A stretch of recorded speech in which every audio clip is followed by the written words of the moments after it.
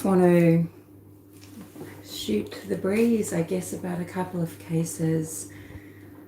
I find them both really distressing. The situation with the Clancy family in Massachusetts, this is clearly so disturbing. And this is the case where 32-year-old woman Lindsay Clancy, married to Patrick Clancy, with 3 children, Cora, Dawson, and Callum. And Lindsay being a nurse working at, I think, Massachusetts State Hospital. They live in a coastal part of Massachusetts. Patrick, the husband, has a home office he works from. Lindsay was considering returning to work after having her 3rd child, Callum. He was 7 or 8 months old. This was causing her, in her own words, anxiety, right?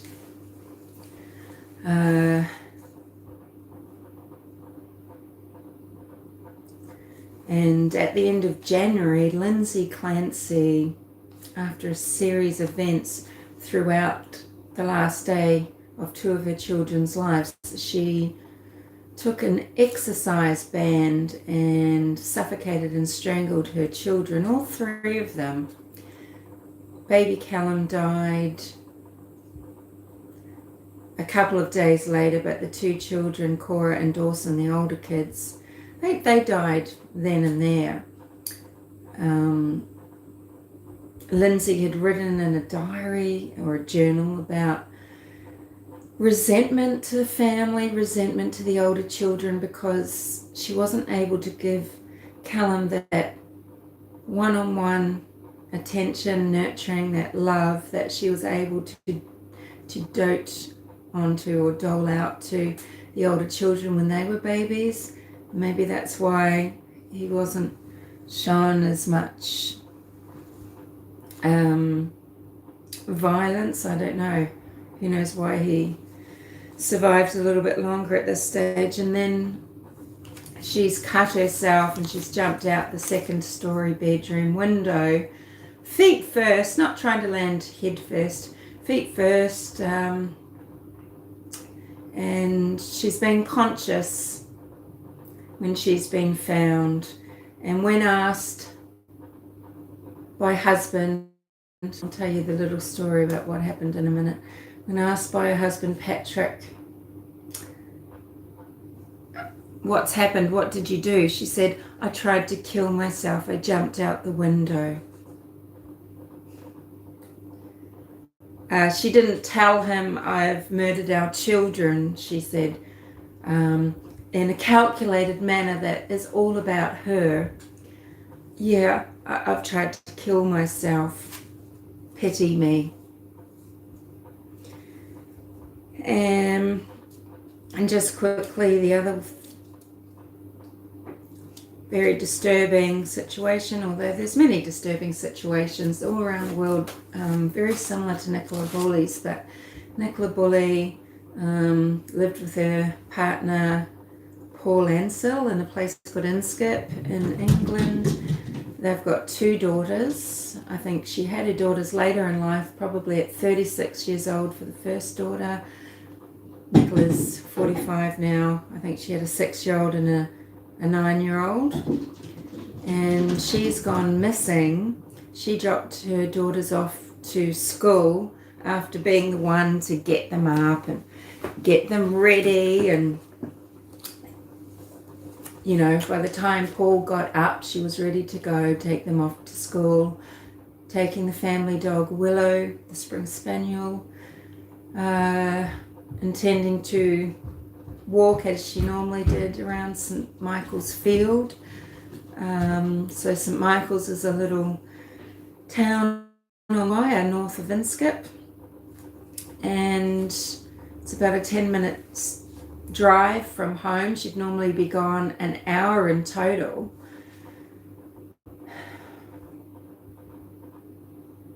Her husband didn't call the school, although he says he was calling Nicola, and interestingly, trying to contact her on the app WhatsApp.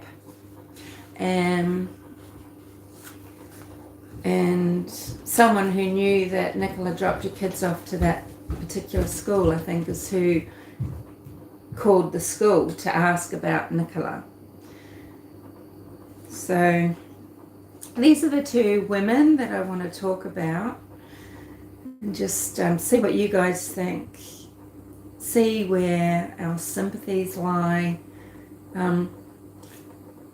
Of course, these women's lives, these women's stories, these family stories, they are infinitely complicated, complex. There are so many variables. I feel really emotional right now just thinking about the little Clancy children, and I feel deeply concerned for Nicola Bulley. So the little bit that I know about Lindsay Clancy,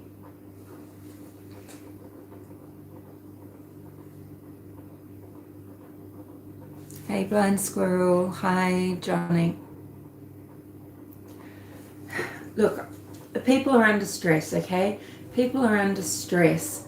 Both partners, if children are lucky enough to have both mother and father or two parents in their nuclear family, in their home, raising them, the likelihood is that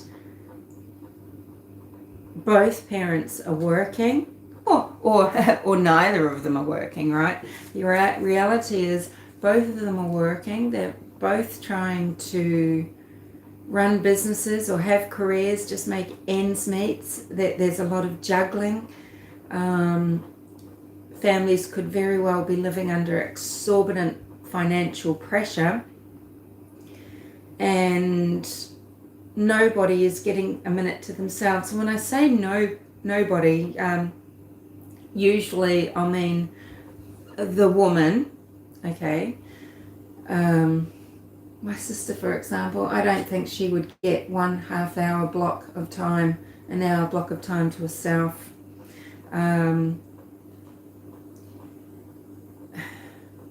Career, being such a good mother, being such a good community member, being so involved, wanting to be of service to others, and taking such a burden. I couldn't imagine her even going for a hair appointment, or I mean, it would just be so rare, or even taking any sort of regular exercise class, and getting to run, yes, every day, and getting up before the crack of dawn though to do it, you know. So I'm being perpetually exhausted and juggling many demands and pleasing everybody before she'll pamper herself. And of course, you know, this is her decision, but you know, I think a lot of women will do this.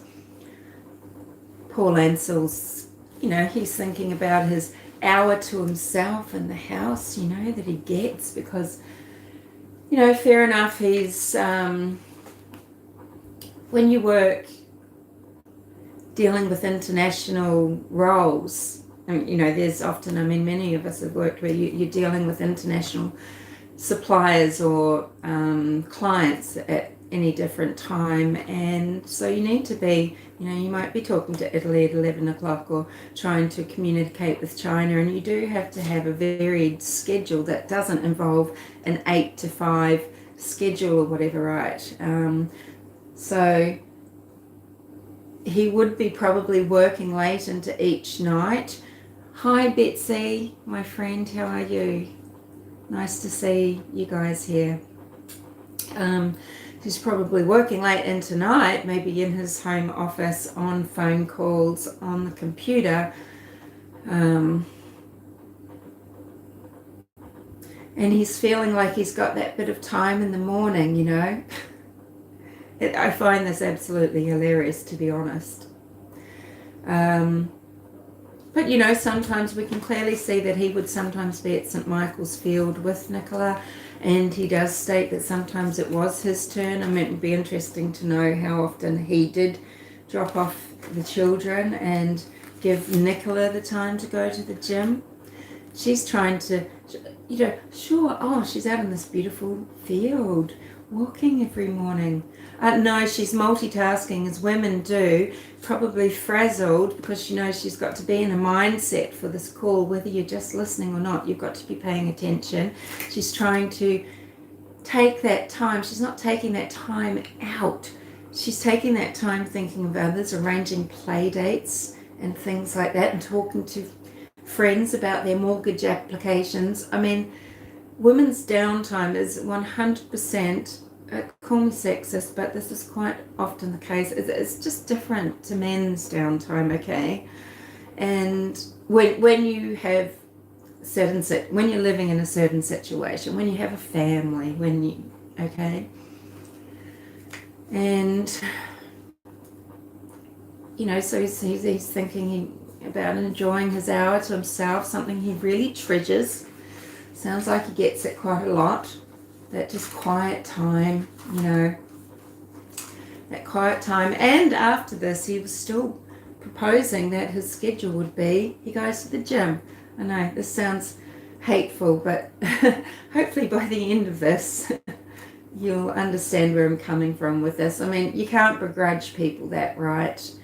But in both instances, with Lindsay Clancy and the annihilation of her family, the murders that she committed, and this disappearance of Nicola Bulley and the pressure she was under, the stress she was under, what is this common denominator here? These checked out husbands, or these husbands that they see this struggle, but what the fuck are they really doing? Sorry, I'll probably just jump back and forth between these two sad stories. Lindsay Clancy had spoken openly to her husband about homicidal ideation. In December, she'd spoken of homicidal ideation. She is having these invasive, pervasive thoughts of murdering her children, and she's having what she says is suicidal ideation. Now, she was taking some drugs, medications, we don't know which combination, because she was apparently scripted out with quite a few. I am terrified of taking these prescription drugs for depression, because when I've been on them, yeah, sure, you know, they flatline you out, which might be a reprieve sometimes for people, but the only times I get suicidal ideation, you know, in the more recent decades would be when I've been taking antidepressants.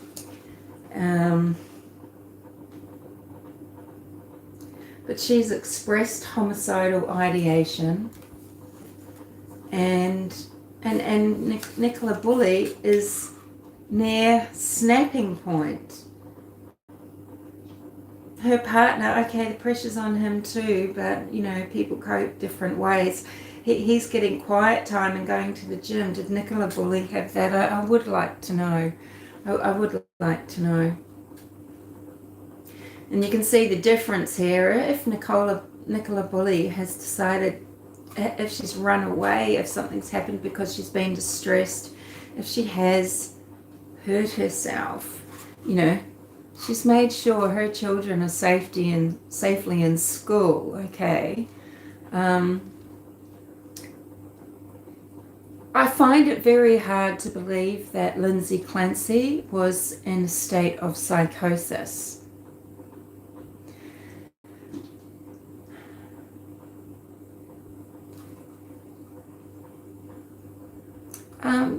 That's fine, JK.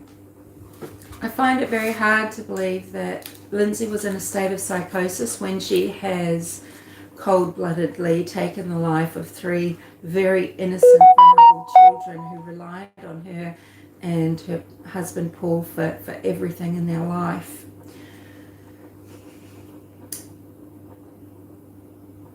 Why? Well,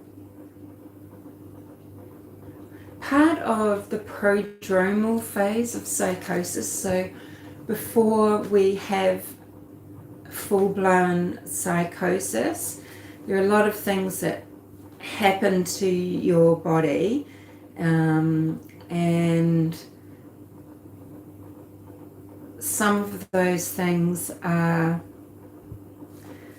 and I've experienced psychosis. Let me just tell you that. It's on my list so I don't forget anything. So, of course, it's low mood, which can also be an expression of depression, but you're getting mood swings. There's an increase in your anxiety. You've got your sleep issues, so you may not be sleeping at all, or you may oversleep perhaps.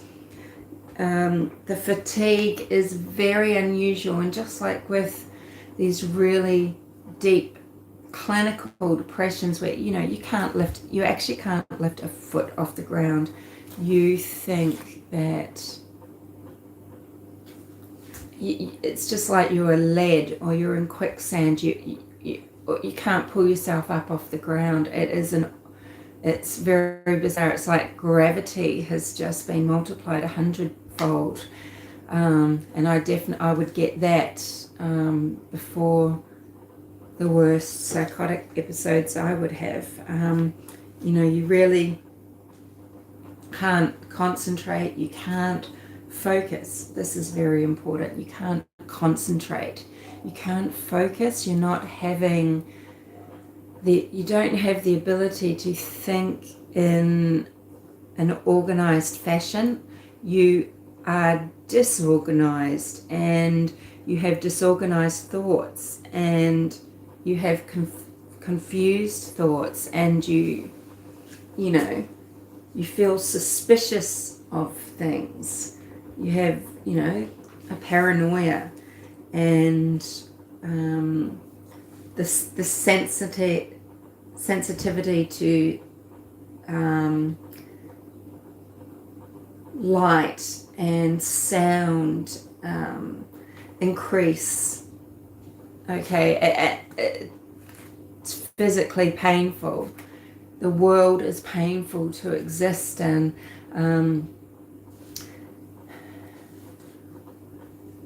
And I would say that the series of events perpetrated by Lindsay Clancy, it doesn't seem to show that she had this disorganized mind and that she was struggling with living in this linear world, And she's only talked about a psychotic episode after arrest, well after arrest, and in a phone call to her husband Paul when he's called her at the jail, and she said to him, look, this moment of psychosis came over me. I don't, yeah. One of the first questions, it wasn't the first question, I believe, but one of the first questions she did ask when she woke up in hospital 3 days after the event, because I think she would have been in maybe a medically induced coma. She said, do I need a lawyer? So what has she done? So she's had a morning where she's been playing in the snow, and she's sent some photos through to her husband and her mum. I'm a little bit confused about where Patrick always was, because later in the day he was working at his home office, and how this couple are communicating is still through text, even though he's at the home office. Maybe they had the routine where if he's working there, she didn't disturb him in person. that seems like a very cold rule to still have, or a weird, odd rule to have if your wife and mother of your children is suffering greatly, and but she can't come through a closed door to disturb you while you're working. That doesn't seem very supportive at all. I call bullshit on a lot of Lindsay Clancy's narrative. I think she's a very manipulative, conniving person, no matter how much she probably was struggling, suffering, resentful, overwhelmed, depressed. Takes a special type of person, or a special type of true mental sickness. Okay, we don't want to stigmatize mental illness here, to be able to actually murder, to annihilate your own children.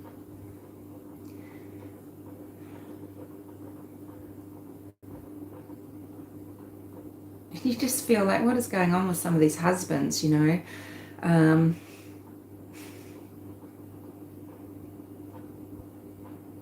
what sort of emotional intelligence do they have? How much real care do they really have? How much do they really want to invest? And how much are they willing to just push aside and accept because it's just easier in the moment for them with however they're doing things? So I can't work out whether he was away at a place of business. I haven't sort of looked into it properly. I guess I should have before talking. I just wanted to discuss this though now. But he was in his home office later that afternoon. And what has Lindsay Clancy been doing? Well, she's been on the internet. She's a nurse, okay? She's a nurse. I think she does actually work in a neonatal unit, I think, working with mothers and babies. I would like to know what sort of attention Lindsay received when she could go home or go and visit friends or call them on the phone or talk to her mum and say, today was a really hard day at work. Yeah, it was very hard. A baby died. A little baby, I don't think it's going to make it. Or, I was amazing today. Without my efforts and my brilliance and my attention to detail, this child would have died. And I do wonder about that part of the equation. Could be very wrong and off the road there, and I apologise if I am being insulting. So at 4:02 though, she's been some Google searches for young children's laxatives. Okay, so why would she need to look up these medications?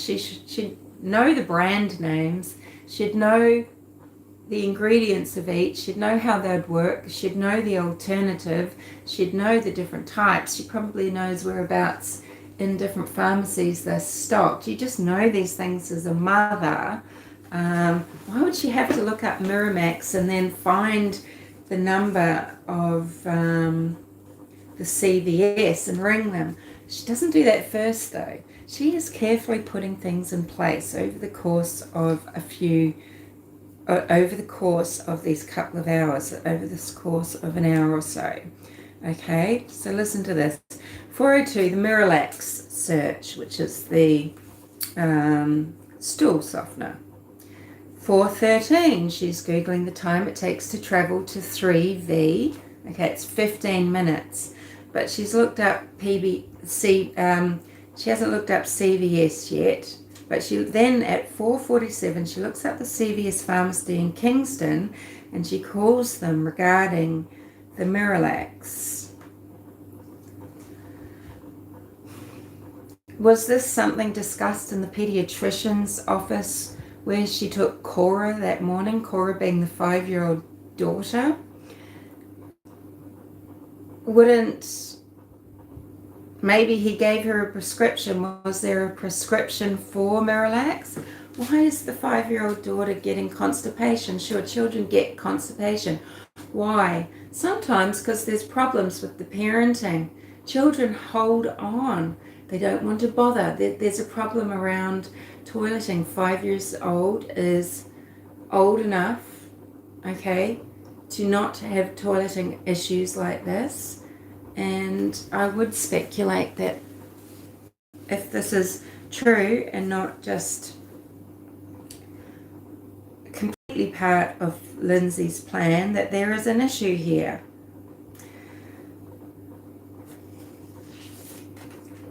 So that was at 4:47. She actually calls CVS after looking them up.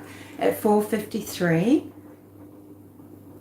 she calls Patrick at his home office. Well, what have I written here? Both home, but she texts. She must have called him. Okay, at 5:06, Patrick asks, I keep saying Paul, sorry. Patrick is Lindsay's husband. 5:06, Patrick asks via text, what is your order? And she texts back, Mediterranean. And he says scallops with pork belly, scallops and pork belly risotto. At 5:10, Lindsay calls 3V, the restaurant. So she's placed the order. She gives Patrick's name as the collection name.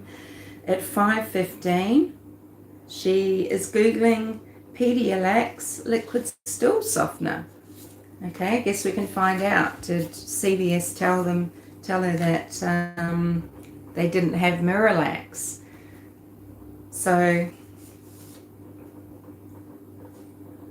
at 5:32, 17 minutes later, Patrick is at CVS. A minute after that, at 5:33, Patrick calls Lindsay, and maybe just to find out what size package of product should I buy. Just make a decision, man. At 5:34, Lindsay calls Patrick. Wouldn't like to know? So, sorry, at 5:33, Patrick calls Lindsay. She doesn't pick up, but she calls him back at 5:34. At 5:54, so 20 minutes after that, Patrick is at the restaurant.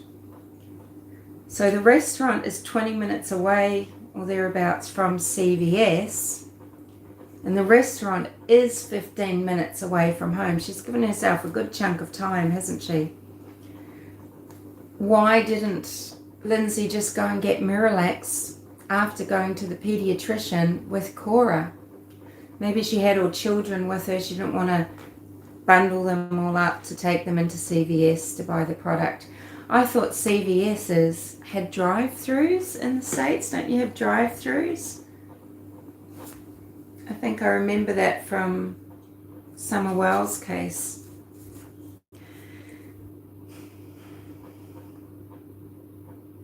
At 6:09,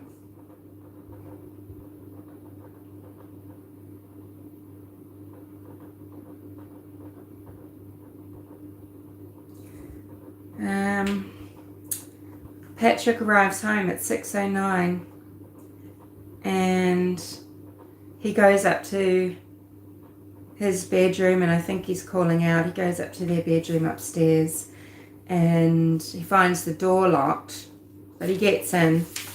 He finds blood on the floor in the open window, and Lindsay is in the backyard on the ground. He gets down there. She's conscious. He calls 911.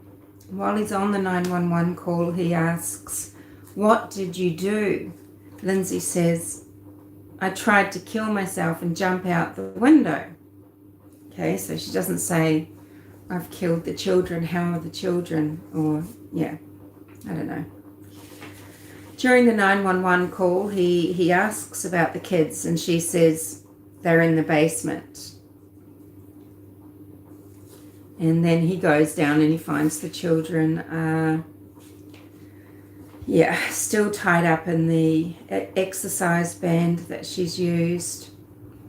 So, she'd been talking about her problems in December, talking and writing about having anxiety about going back to work. That's natural enough, and that would be great pressure. You've got 3 children, and you're going back to work. Maybe she wanted to go back to work, but it was a lot of, there's anxiety about scheduling. She's talked about homicidal ideation to her husband, suicidal ideation to her husband. Would you ever leave your partner alone had they expressed this? I wouldn't. Ever. Not to go and get a meal. Oh, what, he wanted a few minutes away, did he? Tell her you will go. You will look after the children while she goes. Give her a minute to drive, listen to some music.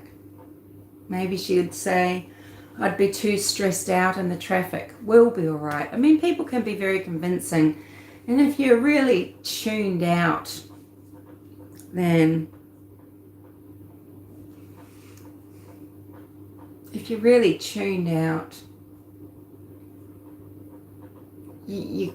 going to do it. You're going to do what makes you feel better, right? Not what is the right thing.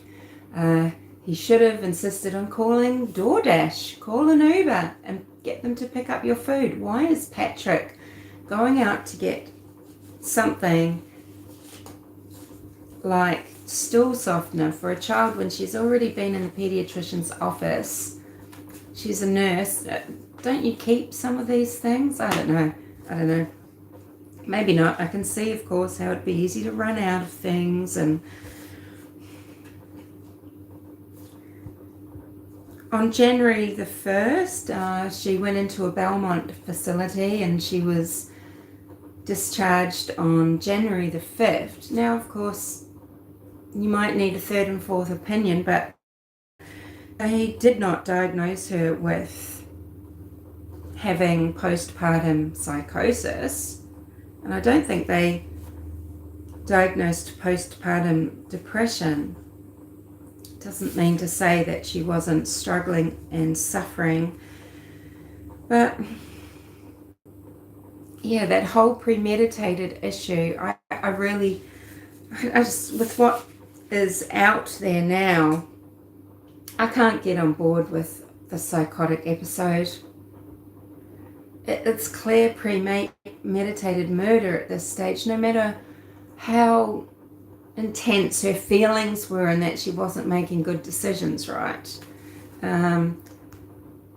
This woman, rather than removing herself again, I mean, it seems like she must have planned this for a little while, for a couple of weeks at least, because midway through January she's suddenly come out to say, oh, I'm much better, thanks, to her husband.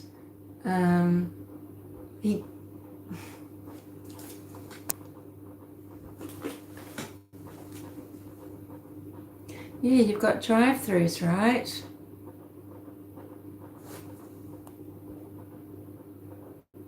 Yeah, she was a nurse, Johnny, and I think actually Betsy might know. I think she was a pediatric nurse, for a nurse in the natal units, neonatal, so looking after little babies.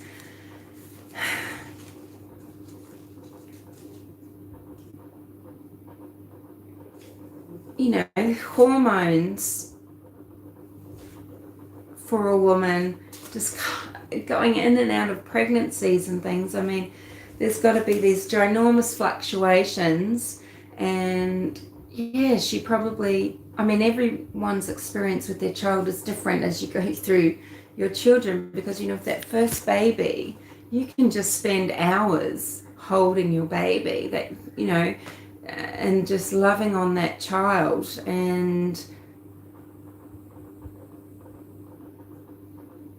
it would get progressively harder with each birth. She said that her youngest would come in from school, so probably preschool of some description, and can you imagine, they're just coming in squealing, mummy, mummy, mummy, it's just this, oh, she resented it, and people need to be able to speak up and say, this is how I feel, because I think that there's not enough safe space for women and men to say things like this. But what we then have to do is, when they're saying this, is we have to fucking listen and take action. Okay, it can't just be that. I mean, sometimes, just having an ear, someone listening and really empathizing, that's helpful, but it's not going to automatically get better just because someone has been able to unburden themselves of their real feelings, and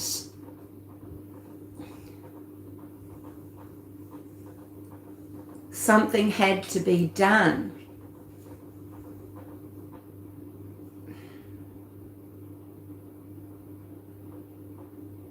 But I can't see, people keep comparing the fate of these children, their lives, their deaths, the hands of their mother, to Andrea Yates' story, and I don't think it's the same at all.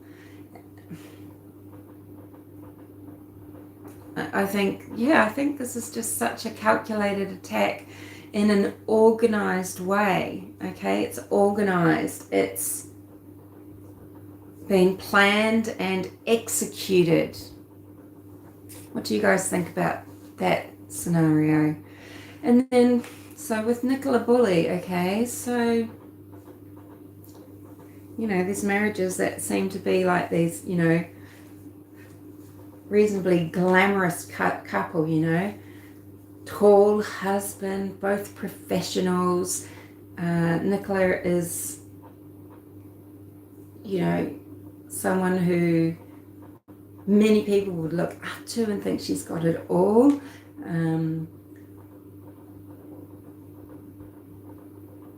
Husband, house, daughters, family, career, certain particular lifestyle, planning spa holidays and the like. But, their businesses were folding left, right and centre, being, having licensing taken away and closing down, and it would have been very hard to make it in the financial market when, if your role is mortgage broker.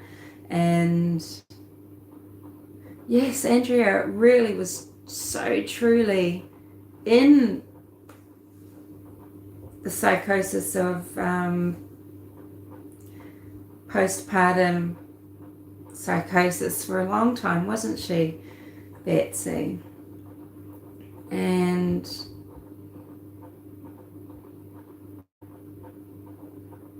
Lindsay,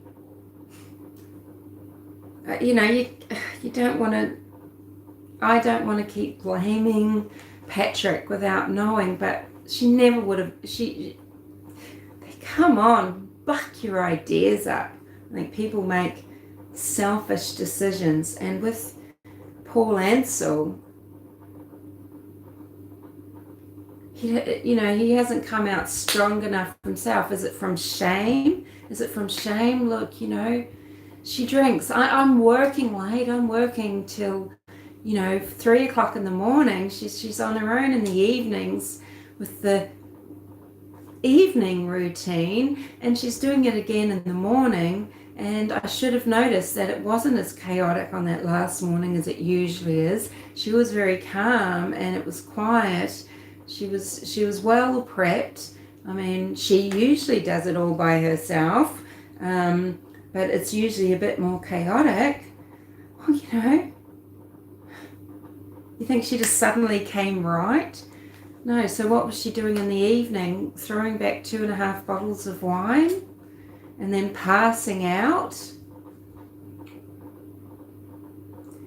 How close were their lives? It is only so long people can go, and going off meds is really difficult, Betsy. It's, yeah.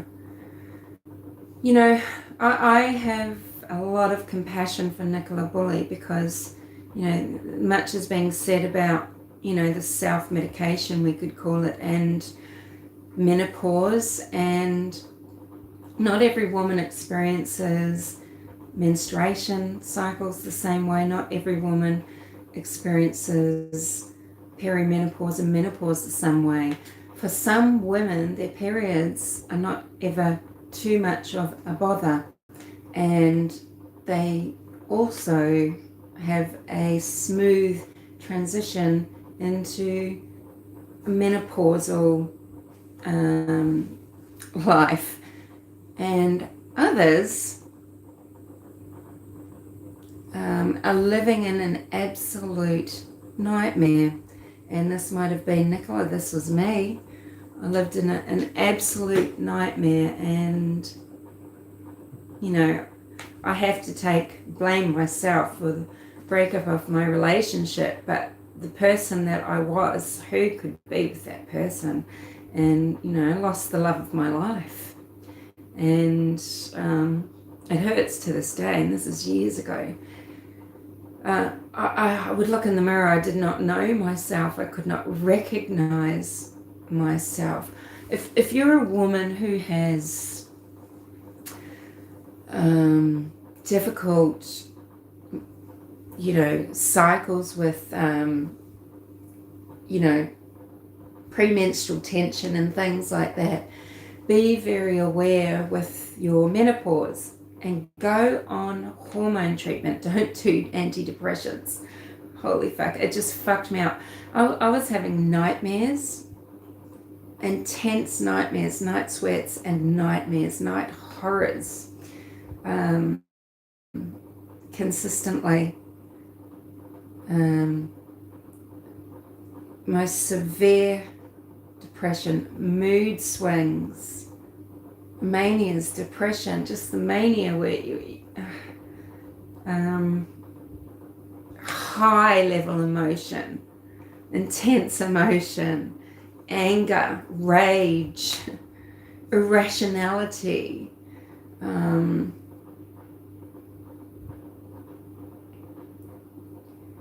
you know, and coming off, you know, with the perimenopause going on for so long, from about 32 years of age, by the time, you know, trying to get pregnant at 40 and just feeling like such a young person, not realizing that things were gone, thinking I was pregnant,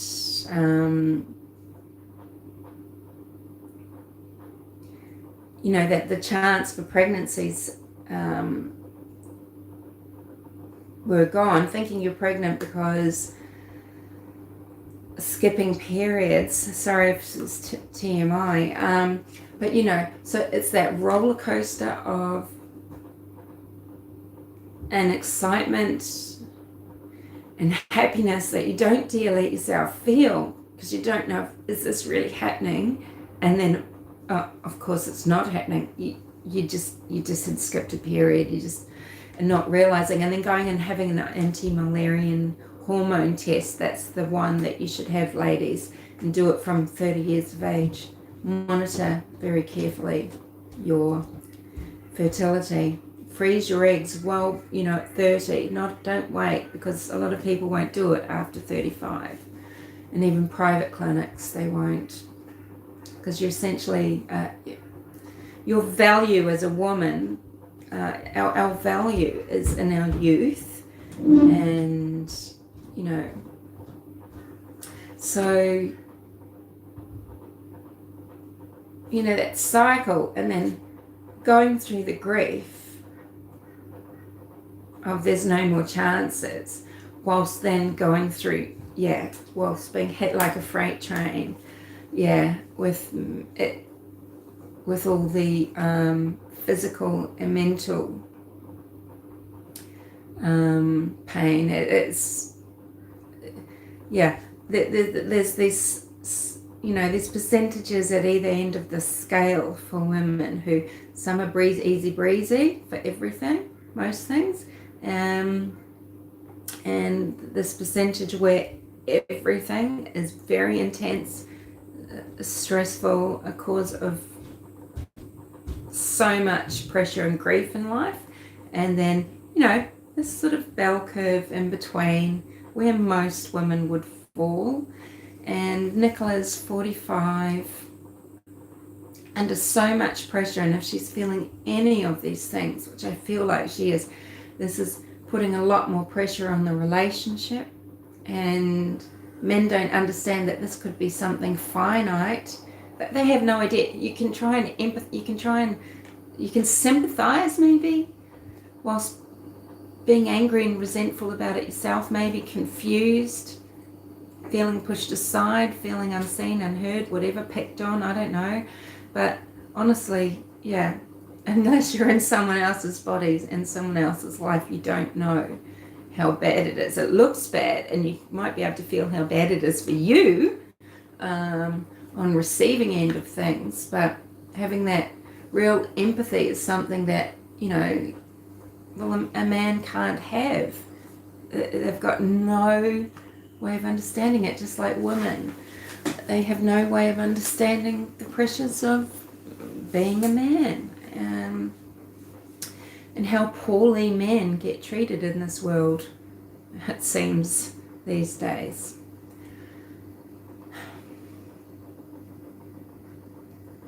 So yeah, that does concern me, but it also concerns me because it concerns me that Nicola was especially vulnerable, under so much pressure, not paying attention. You can have these, if she's in sort of even a fugue state, so flustered, so off the end of her rope, it does make her very vulnerable to abduction, but it also makes her vulnerable to running away or taking her own life, and it makes her vulnerable to being a victim from her partner, who might have just had enough.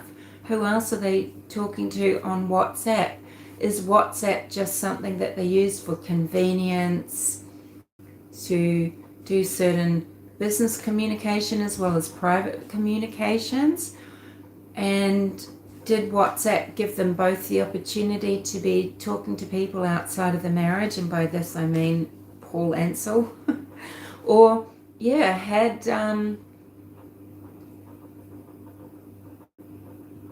Nicola met someone that made her feel a little bit better? I don't know. How great was their marriage? How bad was their marriage? We don't know. We will never know the truth of it. But there's so many possible scenarios.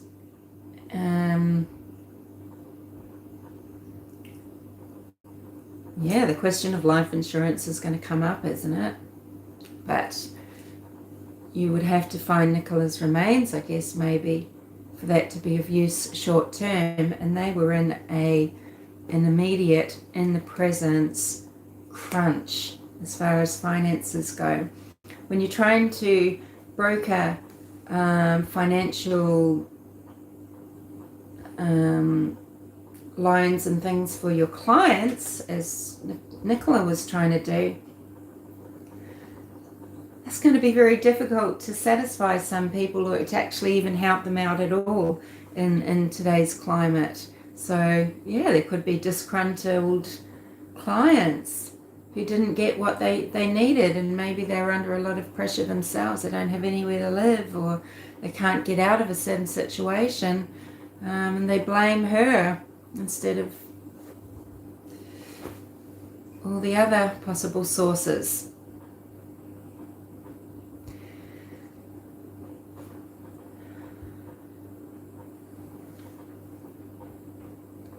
So I heard a rumour too.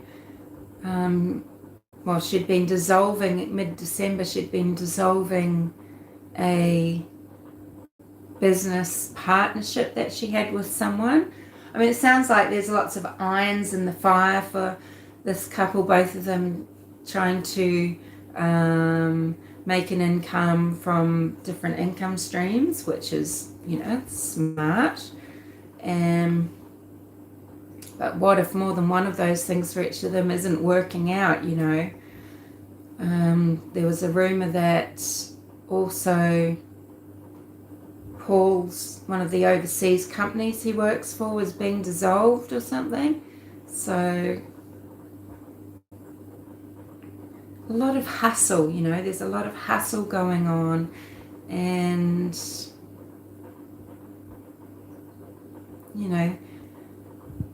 becoming harder and harder to live that dream.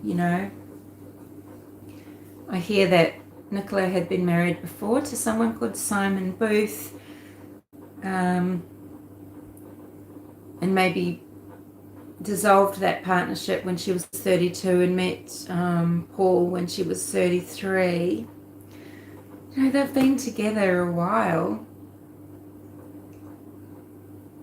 Sorry, I'm just not really saying anything now. I'm just sort of got so much running through my head about it.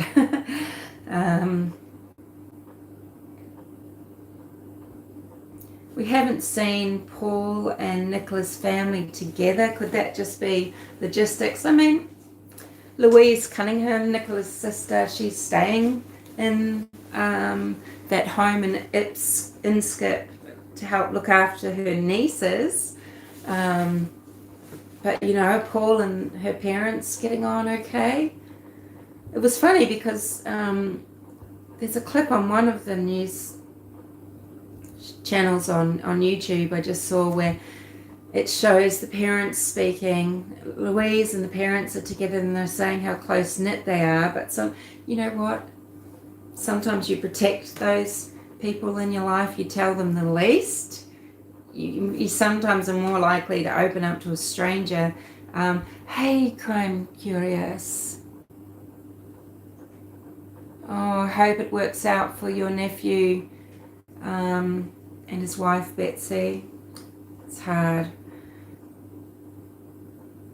Is Cement Shoes here? Hello, Cement Shoes.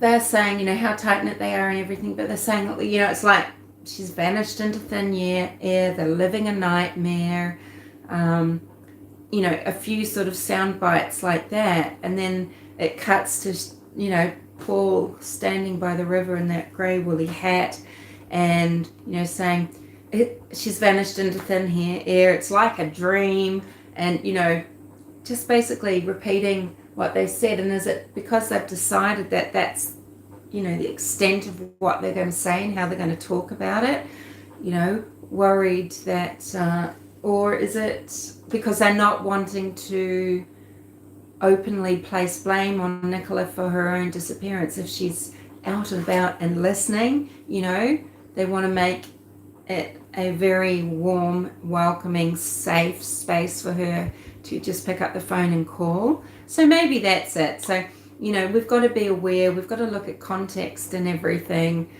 On one hand, at the first glance, you hear that and you see, you can fall into the trap of going, oh wow, he doesn't even have his own words. What kind of shallow nincompoop is this? How stupid does he think we are? But on the other hand, there could be a reason for that. It could be the things that they've decided to say. So,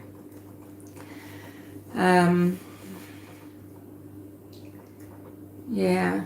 So who thinks that Nicola Bulley has ended up in the river, or come to some sort of sticky end through maybe her own actions or some sort of accident, because maybe she's just lost it,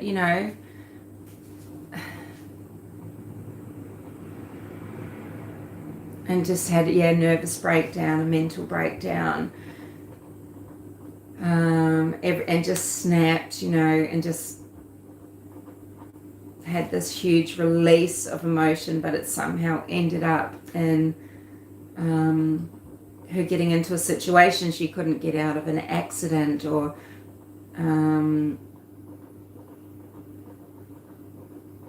something like that. I think it's it's still a possibility Nicola's in the river. Or do you think that Does anyone think that her husband has arranged anything to happen to her? Because he thinks it solves some problems. Esbrook, hi, hello. You think she was hurt by someone? So not the husband, but someone maybe known to them, or maybe a stranger, and they've either, do you think they have planned something out knowing her routine, or do you think it was a crime of opportunity? You know, you think about that, you know, she's a very distracted person, this person walking on St. Michael's Fields. She's trying to work. She's probably got 100,000 things running through her mind. She's watching her dog, you know, so she's tuned, you know, she's not there trying to take a few moments before the rest of her busy, stressful day, okay? Like Paul, her husband, is at home having that hour to himself, what, you know, make a nice coffee. Did he get up and make his wife an espresso before work? And I mean, yeah, he goes out, he gets the kids into the car and hands her the keys.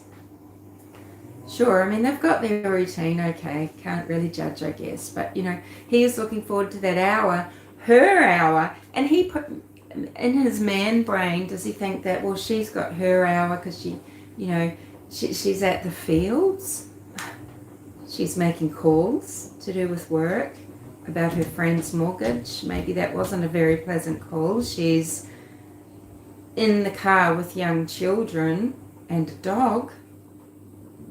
She's walking to a field that should be this reprieve maybe before the rest of the day, but she's on a conference call just after making arrangements for one of her daughter to have, yeah, is there ever a down moment for this person? So maybe, you know, at the end of the day, and her husband's, what is their evening routine, right? The self-medication with alcohol, this is a real problem.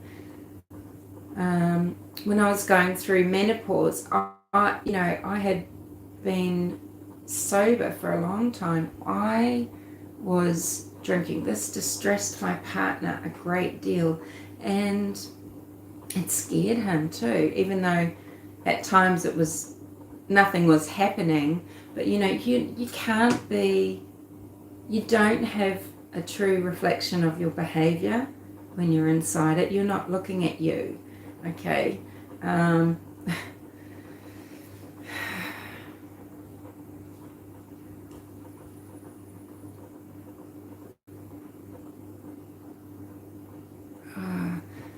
So do you think, it seems like they would have found her, Betsy says. So the dog is very telltale to you, Esbrook, because of where the dog was in the field, or the fact that Wardex High says, could be the dog went to the water's edge, she followed and slipped. The dog's harness was on the ground halfway.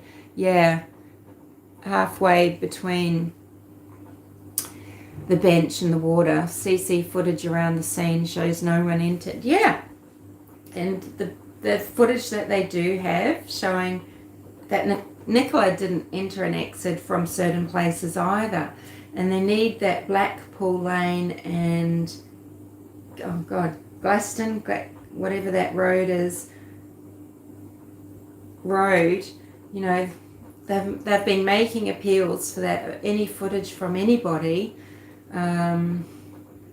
because that might be the one entry exit point for abductors or for Nicola to leave. What would make her leave? A message on WhatsApp? Did she have someone that she normally met? We just don't know enough. I think there would be enough people around that would notice if her routine had become being seen with someone at the fields other than her husband. Her husband, it's just simply even because he's that dramatic body type. He's tall and narrow. He's quite recognizable. I think they'd be quite recognizable as a couple. Yeah, so they've had sonar, they've had helicopters, they've had drones, they've had, I think, drones, they've had divers. But, police divers looked in one area, and then specialist dive teams were looking in another, saying, okay, well, we'll trust the police dive teams. And then people are saying the police divers are hopeless. I'm just going to get some water.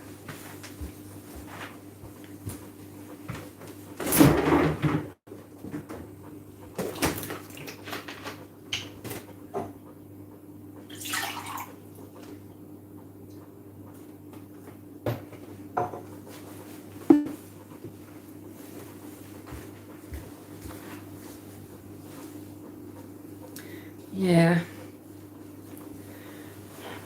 And the weir is of concern, WEIR, because it's downriver from the bench. I actually thought it was upriver, and then there was the quieter bit at the top field. But the weir, so that stops the tidal flow, that's downriver a few hundred meters maybe from the bench. So there's been cases before where bodies have been caught in this kind of whirlpool, pushed down and held underwater at the weirs, or, things get stopped at the weir. But,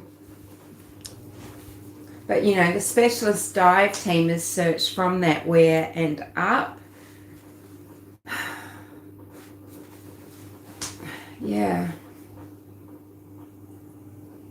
The questions, there's big questions around who really put that phone on the bench. And yeah, it is very likely it was Nicola and harnesses halfway down the bank, because she dropped it going to the dog.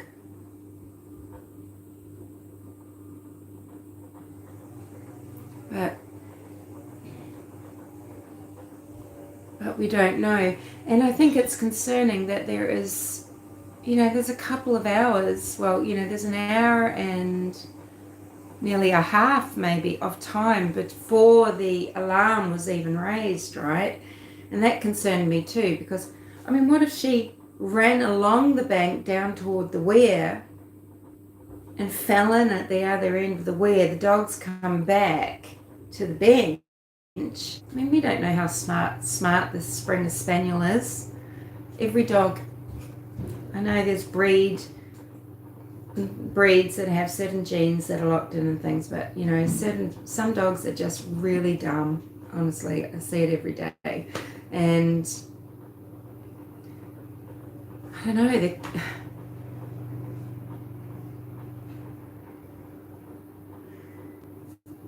So how far could she have gone downriver toward the sea before any alarm was raised at all? Husband tells of starting to think after a while, oh, it's been a bit of time, and he's called her and contacted her, but he wasn't the one that rang the school.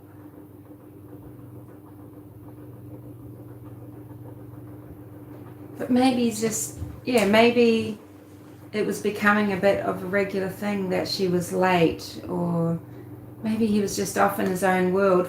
He was thinking about going to the gym.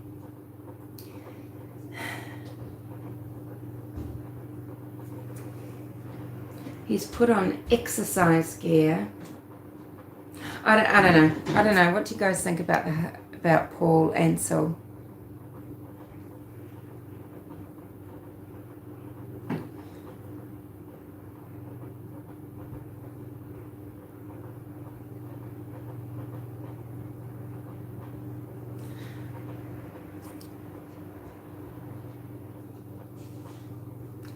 Betsy, and just looking at a prior comment of yours, miserable, right? Utterly miserable. And what is not talked about is physical changes in a woman's body. You're just not the same person. You're not the same person in terms of what you can do.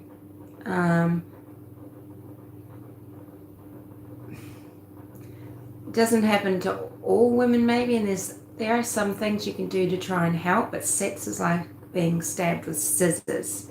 It's physically painful, and it can cause such great distress, either trying to keep a relationship, or what about worries about beginning another relationship and then thinking about what's going to happen. How do we get through that? How will this work out? Will this be able to be a normal relationship? Can you provide what you want? What's the you, right? Maybe it's time to think about other things. And it is extreme for some women, and depending what's going on in their life, it's a relief that they don't have these demands on them anymore. Maybe it's not an inherent part of who they were, or it was distracting, but for a lot of women it is so distressing. And I think there was too much false information put out at the time. It's been utterly disproven that HRT causes a raise in risk of breast cancer. The abuse of women with the control of women, if you think about the big picture, it is utterly unacceptable, unforgivable, deplorable, despicable. It's so disgusting. How many women don't go on HRT because they're told that you'll develop breast cancer, you're at such a high risk. The fear, so that they're now, you can think of all the possibilities that come from that, and how it can ruin lives, ruin relationships, change things, change dynamics.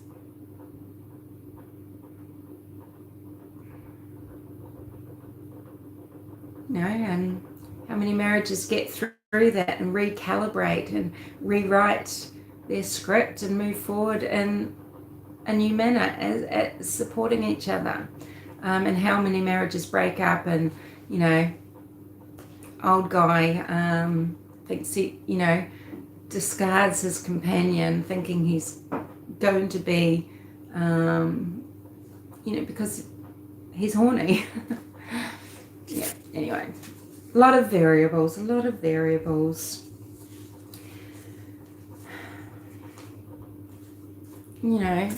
I can't help but conflate, is that the right word, Nicola with, say, my sister, this beautiful, vibrant woman who, there's just a lot of pressure on, and it's hard to imagine doing anything that would ever let her children feel the ways that Nicola's children must be right now. Where's mummy? What's happened? Who's done something? Or why would she do this? Why would she leave us?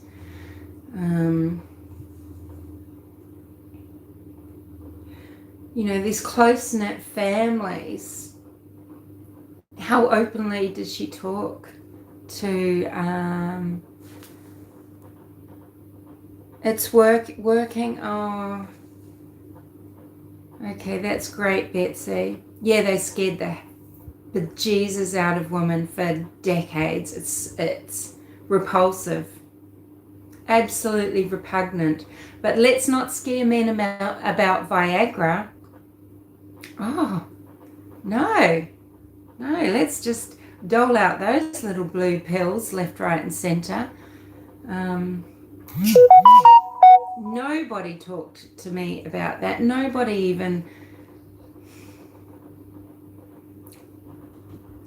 Yeah, I don't even want to get into all the specifics. So, that's just what I wanted to talk about, basically.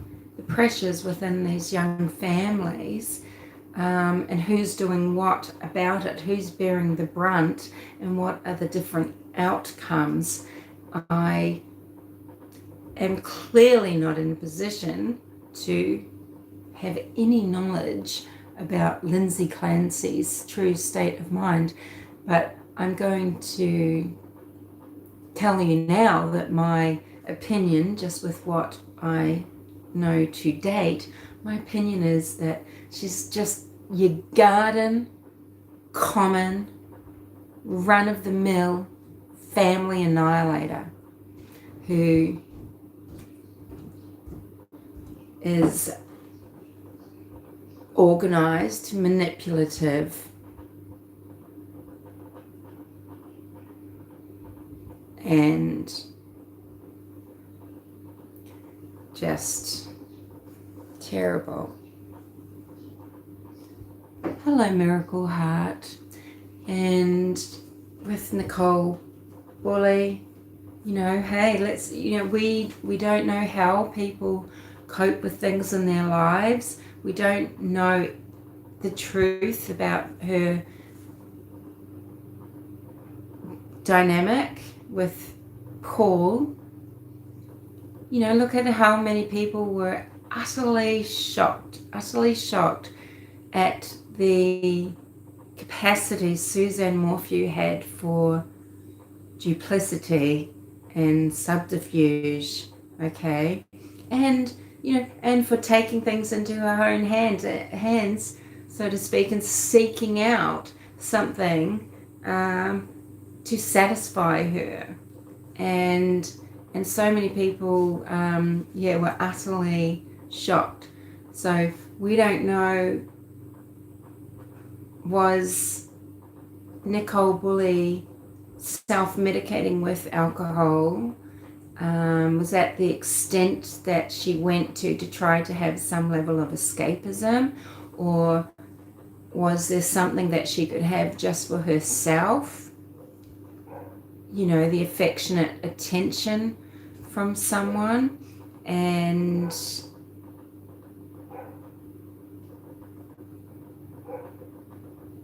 I mean, there's no talk of that, but if she wanted to find something, she could. I mean, you don't have to be as attractive as Nicole. I find it really interesting. I do this thing where I look at people's faces, and I like to see how symmetrical they are.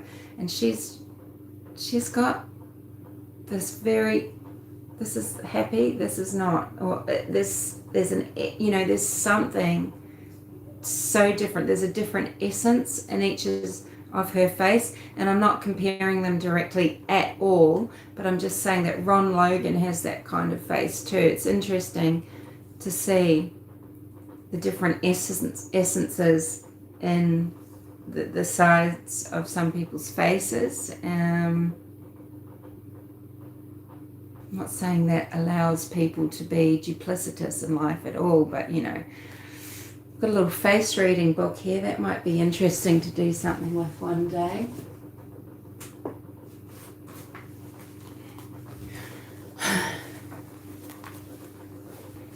Your face mirrors your fortune.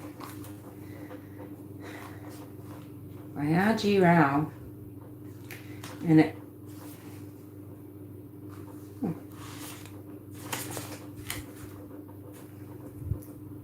lyrics and chords to I'm Guilty. And it goes through features and the shape of the face, and then the essences of faces, or the types of faces, like Sun, Moon, Mars, Mercury, Jupiter, hexagonal or Mercury face. Mercury is Mercury or feminine face, the Saturn type.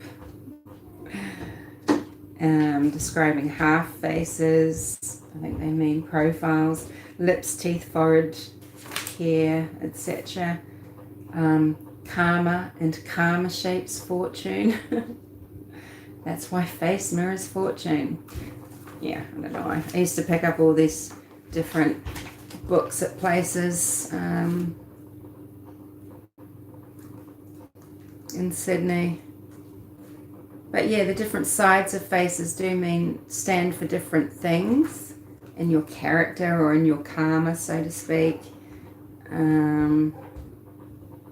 Yeah, look at all the funny little diagrams.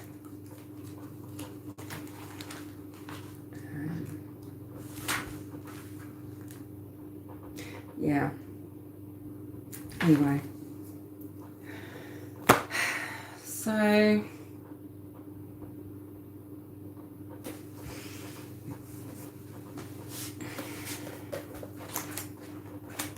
you heard of Dr. Sandra Cabot, MD? Well, you may not have, because she's based in Sydney, as far as I'm aware.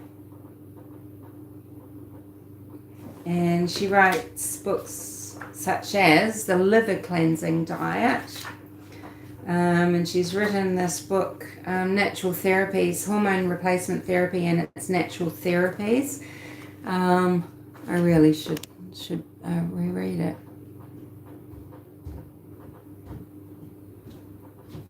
Yeah, you must have testosterone.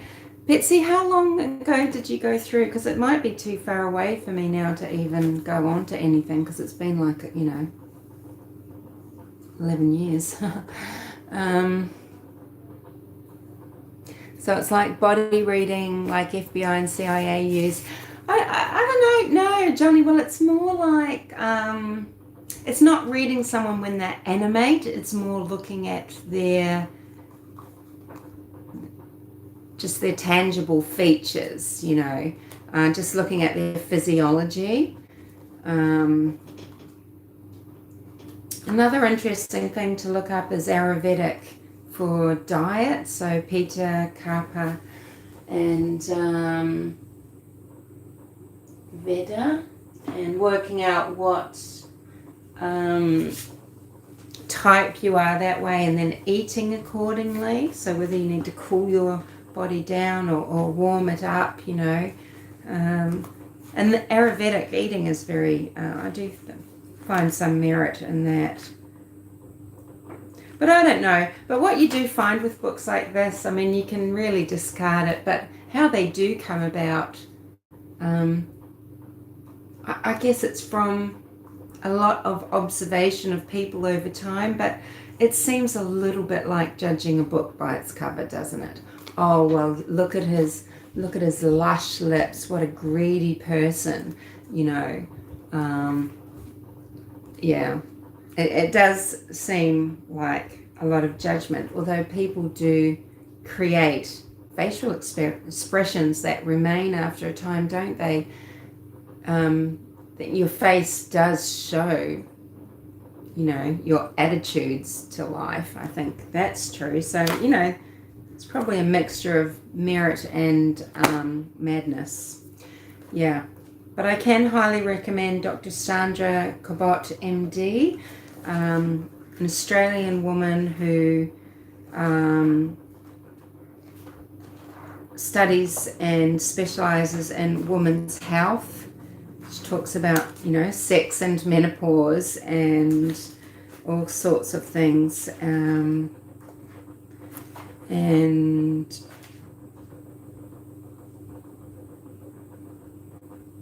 it's very interesting. So 4 years ago, yes, I'm so much further than you. And I think they say you've got to really begin HRT within that 3 to 4 year period, if not prior, and then you'll be on it for 4 to 5 years. And it may not even be of benefit now, but I need to get my shit together. I was trying, there's something called Tibolone, which is one of the ones that was considered safest, but I feel like I'd just go whole hog now, because of course subsequently, I've discovered through my own research that, all that bullshit about breast cancer scares and things like that, right?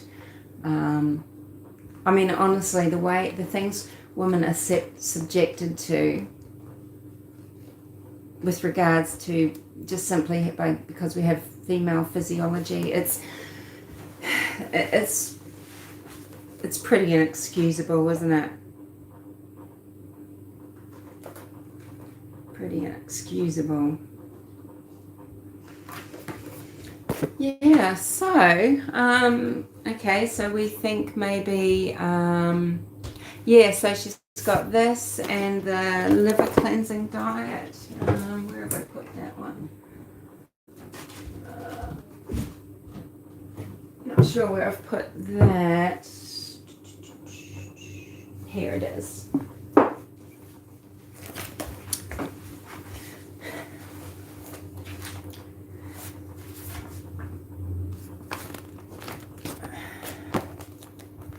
Liver cleansing diet. And tell you what, I need to read this book and actually take all its advices. I need to cleanse my liver, I can tell you that right now. Betsy, if you've got a pen or if you can type in somewhere on your own phone or something, this number, I'll give you the ISB number for this, and I'll give you the ISB for menopause book as well. Excuse my eyes. ISBN, I don't know if it's 0 or O, and then, holy shit, 646 277 898. And then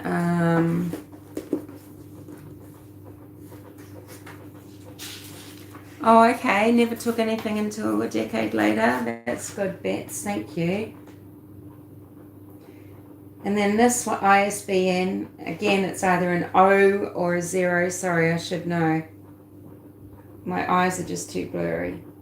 I think it might be 0, 646 037 684. Let me know in the comments later if you want those, and I'll just type them into the comments section, okay? And so it says, a healthy liver is the key to good weight, good health, and weight control. And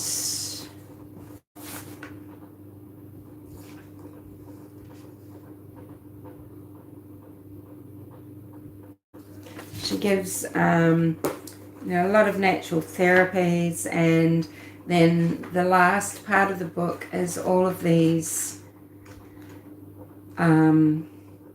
recipes. And the thing is, I never delve enough deep and into things and make enough alterations to things. I get put off because I see all these things that I wouldn't eat or didn't eat because hey, they're that's nightshades, and I don't want to eat tofu. I mean, I don't understand that, but there would be enough in here if I tried hard enough that I could get a lot of good ideas for things that would help. So yeah, if anyone's interested in that, it gives you all the background, symptoms, physiology and function, 12 vital principles to improve your function, natural therapies for your liver, talks about the philosophy, and then it gives you an 8-week eating plan. So your menu plan might start off where you're eating porridge for breakfast and that sort of thing, whatever it is. So it's pretty good. Your liver checkup. Do you suffer with overweight, abdominal bloating, poor digestion, frequent fatigue, headaches, unpleasant moods, bad breath and coated tongue? Sometimes, my tongue's all right. It's always got the scalloping on it because I'm always biting it. IBS, sluggish metabolism, overburdened immune system, excessive body heat, high cholesterol. Oh my gosh, I mean, don't even talk about hot flashes, right? Or do you simply enjoy the good life a little too much? If yes to several of these questions, then your liver needs help. Lose weight, feel great on the liver cleansing diet. Maybe we should start that together. I've been trying to lose weight. I've been going swimming and dancing, and hopefully I can also help my little body. You got it, it popped up in Google. That's awesome. Yeah, it's pretty it's actually probably sort of famous book. Yeoman says he suffers from old age. Yeah. Oh, you're our same age. You might be the same age as Betsy, Yeoman. Yeah. We really start feeling it. And JK's our age too, aren't you, JK? Robert says lose weight. I'm slim. I mean, I'm still sort of small, Robert. It's not. It's not like I'm big, but I'm carrying these bulky bits that, especially, just in places that I really don't like to affects how I feel about myself, how I wear my clothes, what clothes I actually wear, and I'm naturally, even though I'm quite broad shoulders and got a reasonable solid frame, I guess. I'm a soft natural in the Kibbe system, KIBBE.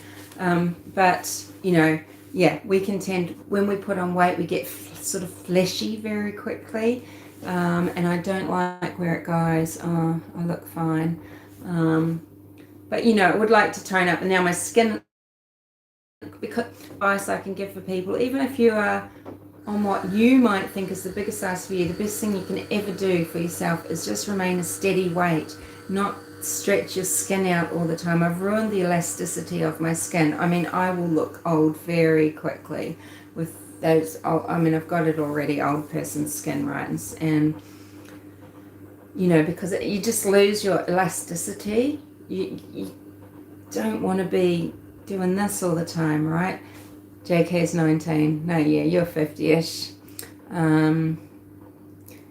I'm curious. What cold case are you looking into, Jen? Will it be one that I've heard of? I do cover cold cases on here, but it's just a couple of them that I talk about, which is series on Madeleine McCann, William Tyrrell, which I don't believe is cold actually, and John Benet Ramsey, which I don't believe is cold either. So the elemental diet for SIBO. Okay. Yeah. Lee Walters, and we're going to try our hand at some cold cases, one at a time. Yeah. That sounds interesting. Jen, yeah. I don't know what I could contribute, but maybe just having a look and then telling you where my head goes, just my response to things.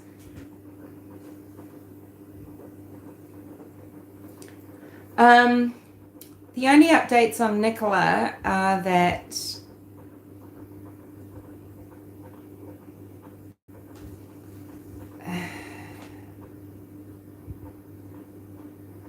the police are being open that she was under a lot of pressure and struggling, I guess you could say. But, a friend had released info very early on within the sort of day. It was being circulated around that she was abusing alcohol. But, that wasn't coming from the family or the police or anything like that. So, a lot of channels wouldn't actually talk about it on their channels. But, people have been aware of that. So, no, there's not really anything new. But I just was wanting to get on and just have a chat and give an opinion.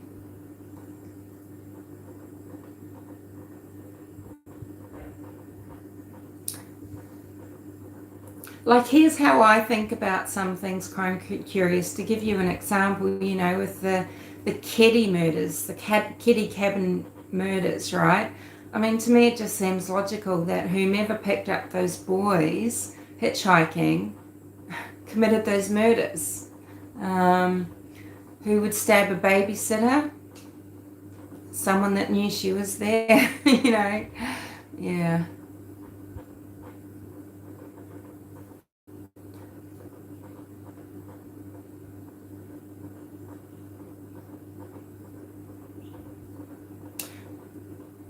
Kurt was troubled. Who am I missing out?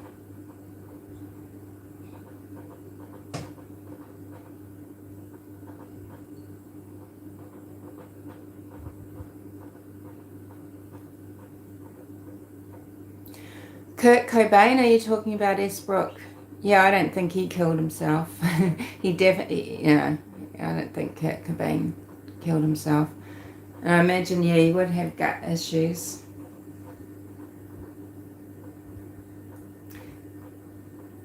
A lot of people have a lot of gut problems that they ignore or put down to completely the wrong thing. And they're often sort of self-harming in a way because they are just doing things that they don't recognize as harmful or refuse to see as harmful or are told aren't harmful. Human beings, we're an irrational bunch, we really are an irrational bunch.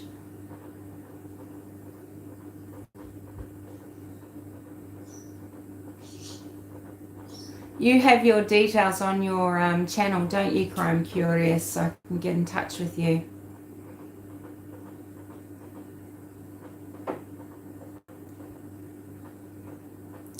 Thanks, Robert.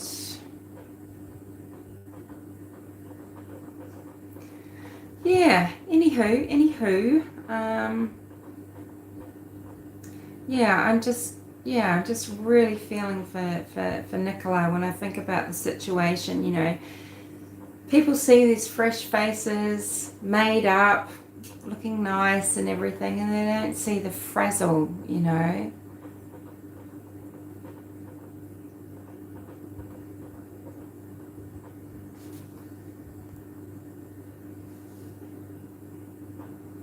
Yeah, I'll get in touch with you, Jen, and then, you can send me some information.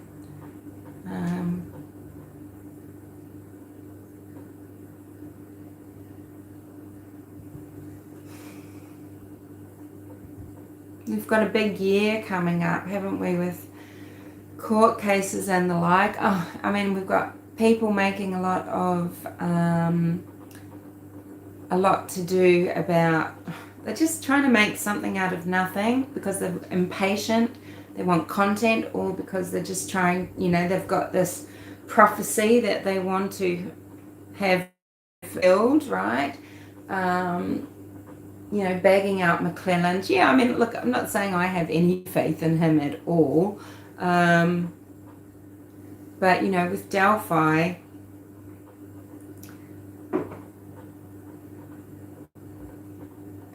and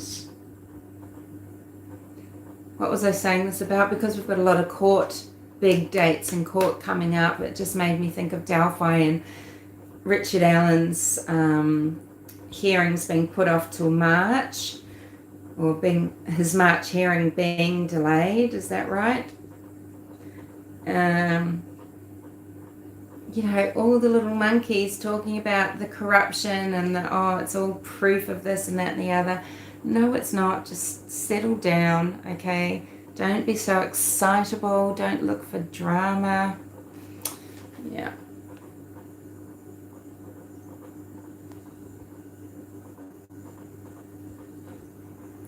Yeah. Imagine being around Courtney Love is what a nightmare. She is a nasty piece of work, and I wouldn't put it past her.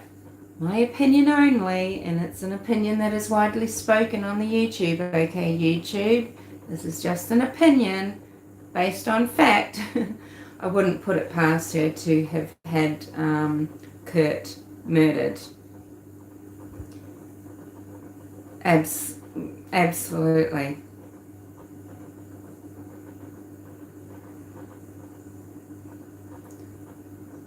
She's grubby. She's a grubby, horrible, horrible person. Yeah, all right. Well,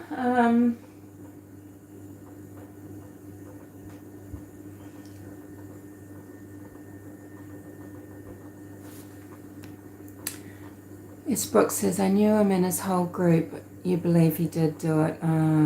Courtney Love was too simpleton to do this. I know her. Yeah, okay. You think,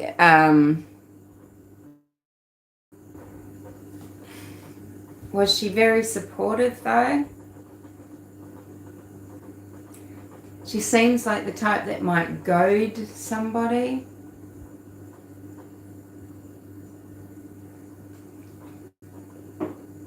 Betsy B is really ready for Chad and Laurie. Chad and Laurie, yeah. Oh my God. They deserve the death penalty. You think he did it to spite her. That's so awful considering Francis Bean, right? I mean, that's really seriously messed up. That's really seriously messed up, you know. But I guess that's what, I mean, I've lost my mind in the past, and I don't know, I just feel like though, I just wish I could work it out. What is the difference between one person and another? They can be in these same sort of mental anguishes, and for one person, it's a consideration to harm others or themselves, you know, to take out their children or to do something because of spite, and for others it's not. I just wish I knew what caused that difference, you know. You know, what makes a woman, Lindsay Clancy, annihilate her family, and another woman who might be in as much anguish over her situation, just maybe walk out. People blame the woman that walks out. They don't look at that big picture on, well, was she at snapping point? Was she afraid of something that might happen that would be worse?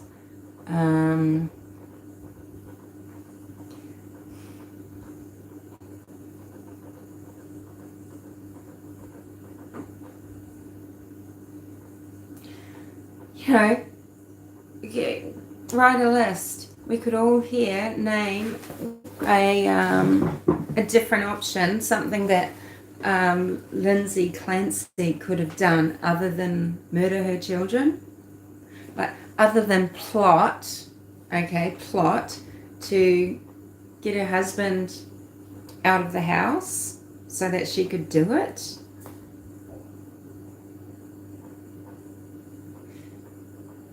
Considering everything, I mean, you know, okay, you can't blame someone for wanting to take the opportunity when given it to go and get out of the house for a while, maybe even be manipulated because you're an idiot, into thinking you're helping. Would you ever leave your partner alone with your children, one of them a 7 or 8 month old baby, if they'd expressed homicidal ideation? What kind of person, right? Okay, so yeah, sure, don't understand the pressures. You'd say, no, don't worry, darling. Why don't you go and have a bath? I will order in. Go and have your time. I will order in. I'm just going to look after the children. I'd rather do that. Put your foot down. You've got to take control. I just can't abide the people that make that easy decision. Yes, yeah. Leaving to go and run around like a good little boy. He wasn't being helpful. He was taking an easy route for himself, getting out of the house, right? He left his children with someone that had expressed thoughts of murdering those babies, who at the start of that very month had been in hospital. Maybe he was... Yeah, maybe, yes, Brooke. And I mean, especially because he didn't get... She didn't get the...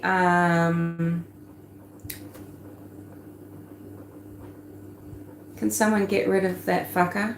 Or just go and look at their channel, The Mask? Because you can see my fucking name, fuckface, okay? Fuck off. It's Humanimal. You got it? It says it right there.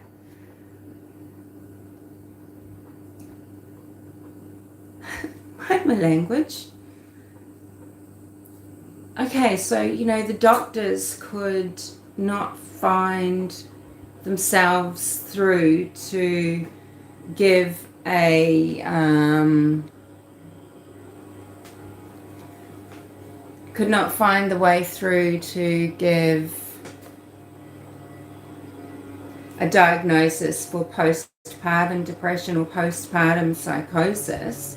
Now, this doesn't mean that she wasn't struggling, and it doesn't mean that, I mean, she probably had if she's on these pills, she's probably got this derealization, depersonalization, these issues perhaps.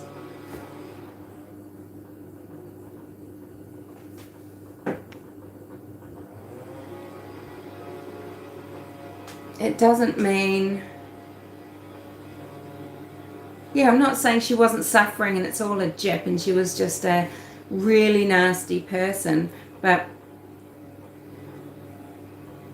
so she's gone into hospital to seek help, but she's come out, and rather than seek help again, has she just felt so hopeless that she's thought, I can't go on, I'm going to kill these children. I mean, it just takes a very special person to do that.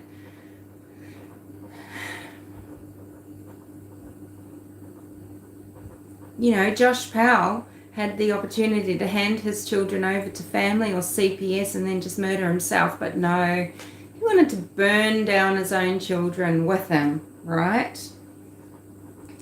It's pretty, it's such a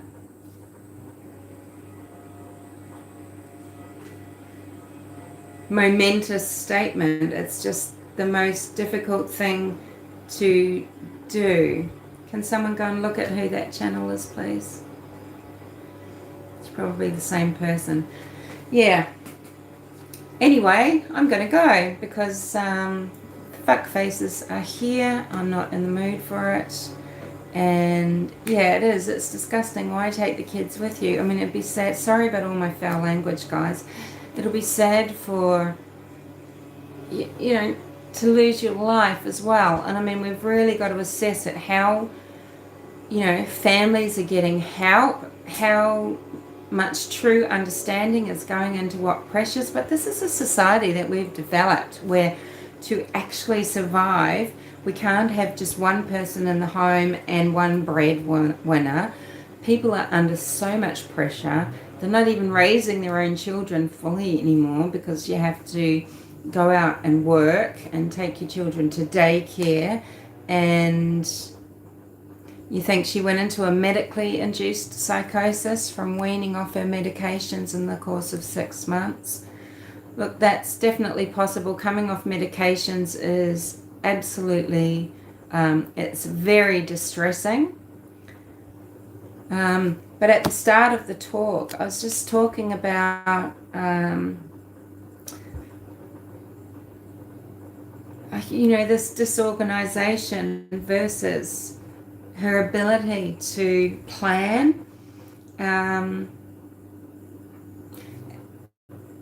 And no discussion about psychosis. And it is really sad that she's a paraplegic, but I think, well, you know, she's going to have to be in prison and be a paraplegic.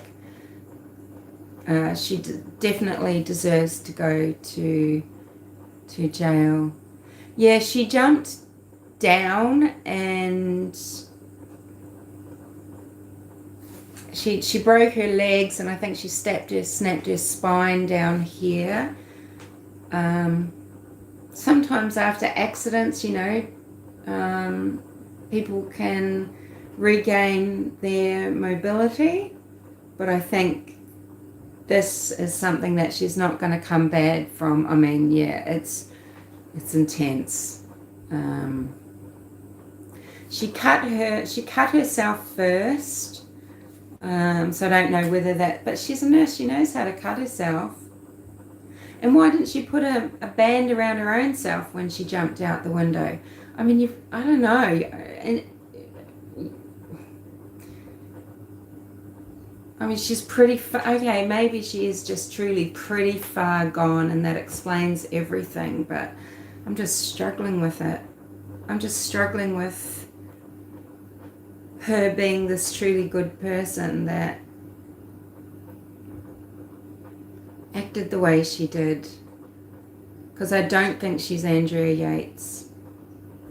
And I do think she's a different kettle of fish. And sure, I think, you know, pressure of being a working mum and being, you know, just the amount of families that are just not living lives that feel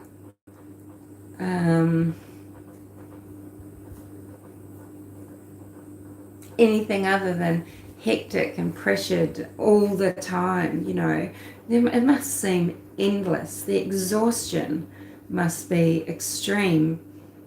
But the way that she configured it all, the series of calls that she made with the series of inquiries that she made, that was not psychosis. It was not psychosis. That it was something else. Sure, could it be that altruistic depression, that type of homicide where it's thought of as altruistic? You know, this is hopeless. We all, you know, they need to go, so I'll go, or I'm going, so they need to go. I mean, it could have been that type of warped thinking that does come out of this mental breakdown. Just so cold. It's just so cold. Anyway.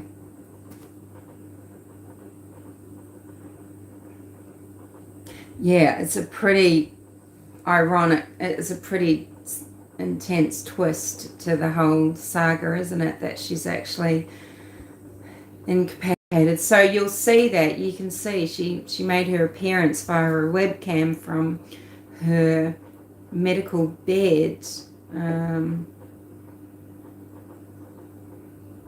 But, you know, just the way, you know, she's woken up and asked about a lawyer, and she's, you know, when her husband's come home and found her lying in the backyard after going upstairs, seeing the blood, seeing the open window, you know, she's conscious, and he's asked her what happened, you know, and she said, oh, I tried to kill myself and I jumped out the window. She didn't say, I've killed the kids, I'm sorry.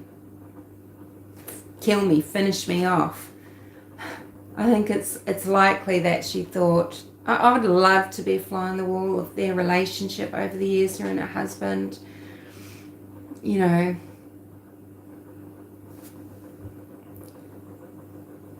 And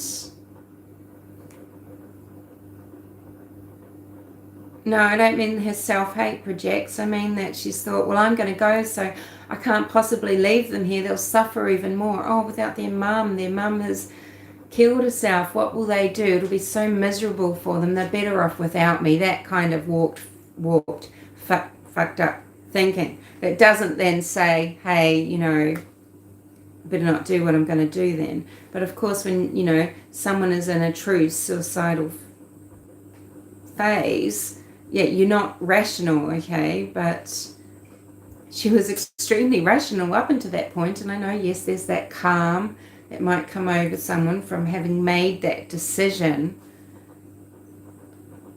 Was she just exhausted after trying to seek help? Frustrated she wasn't getting the diagnosis that would maybe mean that she would get help? Was she so desperate that she really would take 13 medications throughout a course of time, knowing what she does about medications because she's a trained professional? There's something else going on there. I think there's existing somethings. Okay, that's just my amateur thing. And it probably seems really cruel and not compassionate to not feel for what she's gone through, but I really draw the line at people that harm their own children. I've thought the most dreadful things,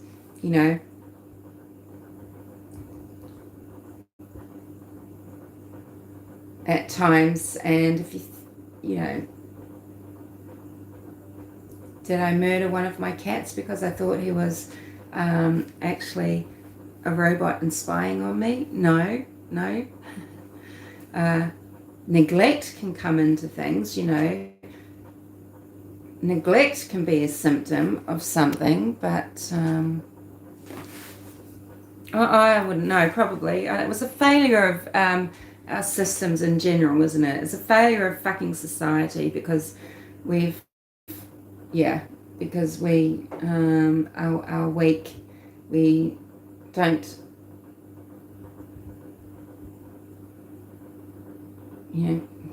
I'm not even going to get into the political aspect of it. I'm going to go before I get in even more of a bad mood. Thank you everyone for being here and others not. And take care, guys. Speak to you later.